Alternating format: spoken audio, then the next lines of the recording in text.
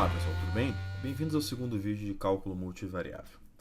Hoje, para falar um pouquinho daquilo que a gente já vinha falando, das situações em um posicionamento 3D, a gente falou de extrusão e de outras coisas, eu vou convidar vocês todos a voltarem um pouquinho e lembrarem comigo o que seria um eixo Y e um eixo X, respectivamente, com relação a coordenadas em espaço 2D. Então a gente sabe que no espaço 2D, se a gente marcar eixo X e eixo Y dessa maneira como está aqui, por exemplo, marcando dois pontos, eu vou fixar meus conceitos ou a minha atenção nesse momento única e simplesmente para esses dois pontos. Tudo bem?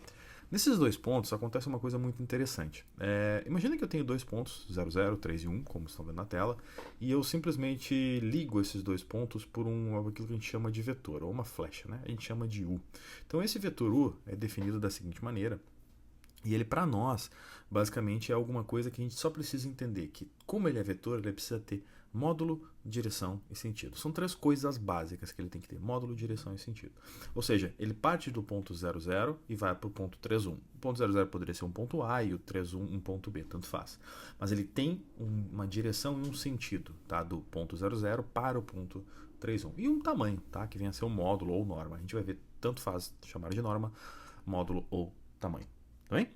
Então, no momento que a gente tem essas duas situações, a gente pode ver o seguinte. Vamos continuar aqui e vamos pensar o seguinte. Tá bom, se eu tenho então coordenadas como 3 e 1, a gente sempre vai fazer a subtração da última coordenada com relação à primeira.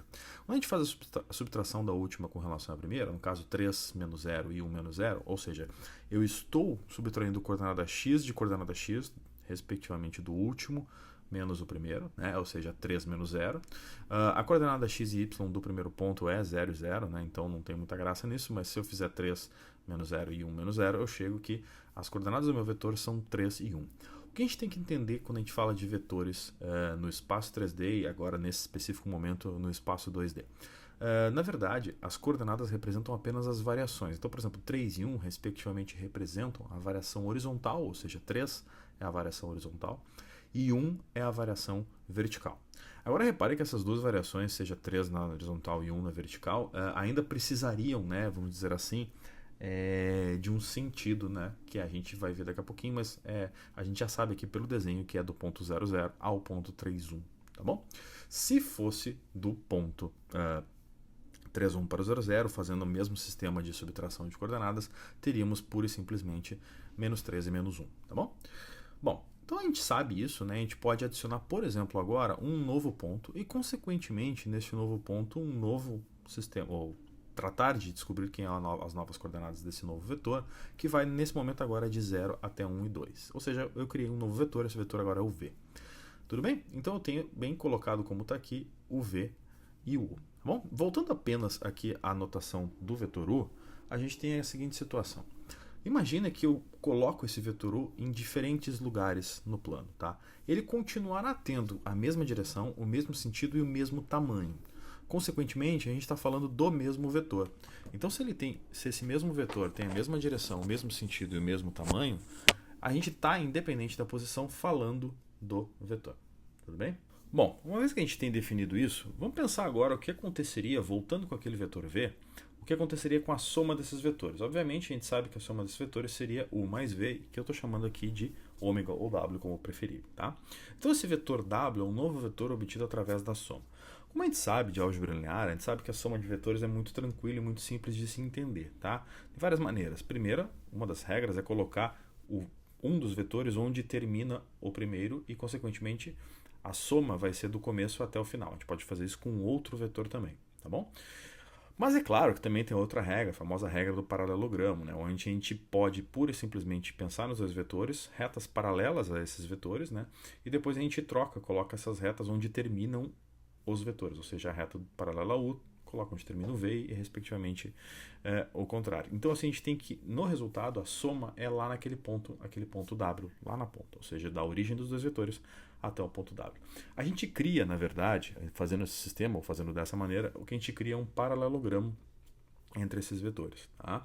Então, esse paralelogramo é representado por U, por V, e, consequentemente, pela sua resultante ali, que é a soma, Esse paralelogramo faz com que o novo vetor, ou vetor soma, independente da posição, tá? Ele vá simplesmente da origem até a ponta. Então, fazendo isso e mudando coordenadas de U e de V, consequentemente, como vocês estão vendo, começam-se a se alterar este paralelogramo. E, consequentemente, né, da origem até a ponta extrema desse paralelogramo, nós teremos o vetor resultante, que é o vetor soma. E, nesse caso específico, esse vetor soma é o vetor U mais V, ou o vetor W, como chamamos aqui. Tudo bem? Então essa é a ideia da soma de espaços, de vetores em 2D. E por último, se a gente tem um vetor no espaço, a gente pura e simplesmente vai falar da norma ou tamanho, que é pura e simplesmente dado por essa fórmula aqui. Ou seja, a norma, que é o tamanho, é basicamente a variação na horizontal ao quadrado mais a variação na horizontal, não, vertical, perdão, ao quadrado, formando assim e sendo igual aquele elemento que a gente chama de norma, ou seja, de norma, que é aquele U com duas barrinhas, tá bom? Então o que acontece aqui, na verdade, é que a gente está utilizando o fato de conhecer, ou estarmos falando de um triângulo retângulo, né? E consequentemente a gente usa Pitágoras para isolar essa norma, ou esse U entre duas barrinhas, a gente vai ter pura e simplesmente que fazer aqui uma raiz, como eu disse, né, da variação vertical ao quadrado mais a variação horizontal ao quadrado. Tá? E nesse caso específico, usando essas coordenadas, a gente tem aqui que é raiz de 10. Tá bom? Bem simples assim. Tudo isso é um papo no 2D. Quando a gente vai para o 3D, ou quando a gente está pensando agora na situação 3D, a melhor maneira de começar a pensar nisso, como eu já tinha dito em outras ocasiões, é a gente pensar que a gente tinha anteriormente um plano. Tá? E esse plano XY, ou plano Z igual a zero, como nós vimos na última aula, é um plano que ele vai ser, ou vai servir como base. A gente vai adicionar um novo eixo e, consequentemente, os vetores agora terão mais uma variação, que é a variação vertical ou variação em Z. Tá? Não confunda variação vertical que era de Y em 2D com variação de Z. Então, eu costumo chamar agora variação de X de Y e agora de Z, que é a nova. Então, voltando aqui, imaginando que nós tínhamos dois vetores, né? Pode ser os mesmos, tá, com as mesmas coordenadas, como eu coloquei. Consequentemente, teremos o mesmo vetor soma resultante. E teremos vetores U e V no espaço. Só que agora U e V estão no plano, como vocês conseguem ver. Tá? Mas não necessariamente a gente vai se manter nesse plano. Eu posso começar agora a alterar o U e V, colocando coordenadas dele que dependem agora de Z. E aí vocês conseguem ver que a regra do paralelogramo se mantém. A gente consegue ter soma de vetores no espaço, tá, colocadas desta maneira. Tá bom? Então, independente do ângulo que a gente olha, isso vai acontecer. Só chamar atenção aqui para duas propriedades bem básicas que vocês estão vendo na tela. Tá? A primeira delas que a soma é fácil, a segunda é que a subtração de vetores tem que ser encarado para nós como uma soma de vetores, só que um deles multiplicado por menos um, ou seja, trocando apenas o sentido. Tá? A gente já vai fazer um exemplo de multiplicação por escalar aqui para ver o que acontece. Tudo bem? Bom, e obviamente a soma do vetor U com um vetor nulo é o próprio vetor U. Tá? Voltando aqui para eixos 3D, para a gente tentar imaginar algumas coisas interessantes, eu vou marcar um vetor qualquer aqui, adicionar coordenadas x e y, e consequentemente nesse caso específico, como estamos no espaço, né, eu estaria adicionando também a coordenada z. Então, de novo, lembrando do vídeo passado, a gente tem três coordenadas, x, y e z. Tá bom? Marcados da seguinte maneira. Se eu rotacionar isso aqui um pouquinho, olhar de uma outra fórmula, né, de um outro ângulo, melhor dizendo, o que acontece, por exemplo, se eu marcar aqui um paralelepípedo com todas essas variações? O 1, o 2 e agora uma nova, o 3. Ou seja, a gente quer falar da norma ou do tamanho desse vetor, a gente também, usando o conceito de distância 3D que nós já vimos, a gente consegue calcular isso aqui, tá? Marcando dessa maneira. É bem óbvio para nós nesse caso. Eu usei coordenada 3, 1 e 3, né? Consequentemente, nós teremos uma norma raiz de 19, nesse caso bem específico. Mas não interessa, se a gente mudar, as coordenadas obviamente mudam a norma. E a maneira de visualizar isso, para mim, é essa que vocês estão vendo aqui na tela, é a mais óbvia, mais interessante de se ver. Tudo bem? Independente do ângulo que eu olhe ela, eu terei essa situação. Tá bom? Bom, isso é uma das coisas bem interessantes, mas não é só a única, né? O que a gente tem que lembrar aqui agora é que, na verdade, nós teremos, né? Ou nós vamos fazer o seguinte. Imagina de novo essa perspectiva 3D e vamos imaginar agora de novo um vetor qualquer, partindo da origem. Tudo bem?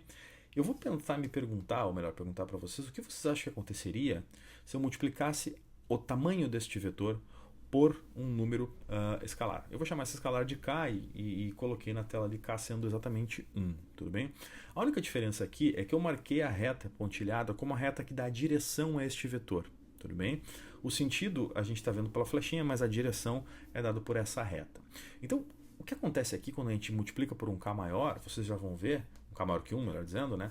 É que ele muda do tamanho, né? Na escala que muda esse valor, ou esse escalar K, tudo bem? Então, se eu multiplicar o K, modificando agora, a gente consegue ver que ele, nesse caso, foi para menos 2, inverteu o sentido, agora foi para 1.3, voltou no sentido que estava, agora foi para menos 1, e assim por diante, agora para 1.8. Então, a gente consegue ver a influência dessa multiplicação desse escalar K neste problema. Tá? Então, independente do ângulo que a gente olha, a gente consegue imaginar o que está acontecendo aqui. Eu vou colocar alguns ângulos diferentes, vou girar a câmera, mas basicamente o que a gente precisa ver aqui é o que está acontecendo, tá, quando a gente multiplica por um escalar que eu chamei aqui especificamente de K. Tudo bem? Então, esse escalar K, agora nesse caso aqui, menos 2.5, né? Vou até trocar o ângulo aqui para que a gente consiga olhar melhor. Volta aqui a 1.5. Então, a ideia é essa, basicamente, tá? Quando tem um escalar K, a gente, se ele mudar de sinal, muda o sentido. Se ele não mudar de sinal, mas mudar o valor dele, ele aumenta ou diminui. É aquilo que a gente chama de expansão ou contração do tamanho do vetor, né? Agora, voltando a C1, né? Vou botar essa câmera um pouco mais em cima, a gente consegue ver. Tudo bem? Então, essa é a ideia do que acontece quando a gente multiplica por um escalar K. Tá bom, pessoal? Para fechar, a gente pode fazer pode entender melhor aqui o sistema de vetores no espaço 3D da seguinte maneira. Uma coisa nova que a gente usa, que a gente chama, né, é aquilo que a gente chama de base canônica, formada por esses três vetores, tá? Vetor vermelho, verde e azul, respectivamente chamados, né, de IJK, como vocês estão vendo na tela. Qual é a diferença, né? Qual é a ideia da base canônica? Se a gente sabe colocar vetores no espaço 3D, a gente sabe muito bem quem é o I, quem é o J e quem é o K, respectivamente 1, 0, 0, 0, 1 e 0 e 0, 0 e 1. Quem são esses caras, no fim das contas? Esses caras são vetores que são, respectivamente, paralelos ao eixo X, depois ao Y e depois ao Z. Tá? E mais do que isso, se a gente pegar todas as suas variações, elevar ao quadrado e somar e tirar a raiz, a gente vai ver que o tamanho desses vetores é 1. Então, uma base canônica, ou seja, essa base IJK, são três vetores paralelos aos eixos, tá? E também são três vetores que, além de paralelos aos eixos, eles são vetores que têm tamanho 1. E mais do que isso, eles são vetores que são perpendiculares entre si, ou seja, o I é perpendicular com o J é perpendicular com o K e o I também é perpendicular com o K. Tá? Então, o que está acontecendo aqui é que a gente vai traçar a seguinte ideia. O que aconteceria se eu somasse esses três vetores, né? Qual a resultante desses três vetores, né? A gente faz passo a passo, né? A gente vai ver esses três vetores, antes são só colocar as letras de cada um deles, né? I, J e K, tá? Eu vou dar um zoom aqui só para ver um pouquinho mais de perto, mas basicamente essa é a ideia, três vetores de tamanho 1 e coordenadas como coloquei na tela, tá? Quando a gente pensa especificamente na soma desses vetores, pura e simplesmente como eles estão aí, J mais K, a gente vai ter um vetor resultante que eu vou chamar de um vetor qualquer. Eu nem coloquei nome na verdade, mas é esse vetor em amarelo. Tá? O que acontece se eu mudo a coordenada ou a direção de um deles? Muda a resultante. Se eu mudo do outro, muda também a resultante. O fato é que sempre que eu mudo IJK, multiplicando por um número maior que 1, positivo ou negativo, ou até menor que 1, eu sempre vou obter, ou eu sempre consigo obter, um resultante diferente, que é esse vetor em amarelo. Repare que eu estou mudando por vezes apenas o I, o J e o K. Tá? Eu fiz o K ficar menos K, eu fiz o K ficar menos 2K, eu fiz o J ficar 2J e assim por diante. Tá? Quando a gente marca usando o paralelepípedo, ou seja, quando a gente olha do ângulo que a gente quiser, tá? E começa a entender que esses vetores, né, independente dos valores que eu estou colocando aqui, vamos supor agora que eu pego o vetor, um dos vetores, pode ser, por exemplo, o vetor vermelho, que é o vetor I, tá? E coloque ele da seguinte maneira. Então, o vetor I vai ser 3, tudo bem? 3i no caso. O K eu multipliquei também por 3 e coloquei por 2, perdão. E eu coloquei o J como menos J. A gente consegue ver aqui, agora, tá? Que na verdade, paradinho assim como ele está, a gente vai ver o seguinte, que quando a gente marca todas as coordenadas, nesse caso eu multipliquei o I por 3, o J por menos 1 e o K por 2, a gente pode escrever o resultante da seguinte maneira. O resultante dessa seguinte maneira, usando as coordenadas e girando, seria 3 menos 1 e 2. Seria esse é um vetor qualquer nesse espaço. O que eu quero provar e demonstrar para vocês é que usar base canônica basicamente quer dizer que nós poderemos escrever 3 menos 1 e 2 como simplesmente 3 menos 1 e 2 em função dos vetores I, J, K. Como a gente faz isso? Na medida que gira a tela aqui agora, começando agora a girar, a gente pode escrever assim, tá? A gente pode ver que o 3 menos 1 e 2 pode ser escrito por 3, 0, 0, mais 0 menos 1 e 0, mais 0, 0 e 2, como vocês conseguem ver na tela. E, consequentemente, se a gente entender que cada um desses vetores pode ser multiplicado por escalares específicos, ou seja, eu tenho 3 vezes 1, 0, 0, mais menos 1 vezes 0, 1 e 0, mais 2 vezes 0, 0 e 1, a gente consegue isolar, e é fácil de ver na tela que nós temos aqui 3 vezes i, menos 1 vezes j e 2 vezes k. Ou seja, aquele vetor 3 menos 1 e 2 pode ser escrito, tá, como 3i menos 1 vezes j, ou só menos j, se preferirem, mais 2k. Tá bom? Então esse é ou seja, qualquer vetor pode ser escrito usando a base canônica I, J e K. Basta que a gente consiga, ou a gente faça essa, ou troque essa ideia, a gente consegue ver que isso é possível. Agora repare que eu nem não precisa fazer muita conta aqui, essa conta a gente faz uma vez, na verdade, se eu tenho o vetor 3 menos 1 e 2, é claro para mim que, na verdade, aqui nós teremos 3i menos 1j mais 2k, como se eu tivesse, por exemplo, os vetores, ou o vetor, melhor dizendo, 2, 4 e 6, então eu teria 2i mais 4j mais 6k. Tá? Essa é a ideia da base canônica. Isso é muito útil depois, a gente vai usar algumas situações em que nós poderemos escrever em função da base canônica, mas de qualquer maneira, esse é um exemplo bem simples de como a gente pode escrever qualquer vetor no espaço 3D usando as coordenadas, ou melhor, os vetores I, J e K. Tudo bem, gurizada? Esse vídeo fica por aqui, a gente continua na próxima falando um pouquinho ainda de produto vetorial, produto escalar e aumentando aqui a nossa bagagem, a nossa construção de coisas, eu vou chamar de coisas, tá? Coisas no espaço 3D. Tá? Sejam elas pontos, vetores, linhas, e daqui a pouco a gente vai falar de retas, equacionar retas no espaço 3D e assim por diante. Beleza? A gente se vê na próxima. Abraço. Tchau, tchau.